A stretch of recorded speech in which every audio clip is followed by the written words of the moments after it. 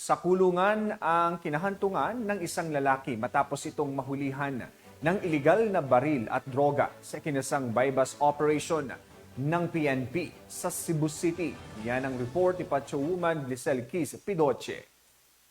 Rehab ang lalaking suspect matapos mahulihan ng 136,000 halaga ng hinihinalang shabu sa sinagawang by-bust operation sa Sitio Badyawan, Barangay Mambaling, Cebu City dito lamang makaraan. Kinilala ni Police Major Efren de la Cruz Diaz Jr., Station Commander ng Police Station 11, Cebu City Police Office ang suspect na si alias Ruli, 24 anyos at residente ng Barangay Dulho, Fatima, Cebu City. Batay sa ulat ng pulisya, banda alas 3:25 ng madaling araw, na ikinasa ng kapulisan ang nasabing by-bust operation na naresulta sa pag-aresto ng suspect at pagkasabat ng 14 plastic sachets ng hinihinalang shabu na may timbang na 20 gramo at standard drug price na 136,000 pesos, by-bust money, isang unit ng .38 caliber revolver at 2 live ammunition. Kasalukuyang nasa kustudiya ng Police Station 11 CCPO ang suspect at mahaharap sa kasong paglabag sa Republic Act 9165 o Comprehensive Dangerous Drugs Act of 2002 at RA 10591 o Comprehensive Firearms at Ammunition Regulation Act. Ako po si Police Lieutenant Lyndon G. Mondragon,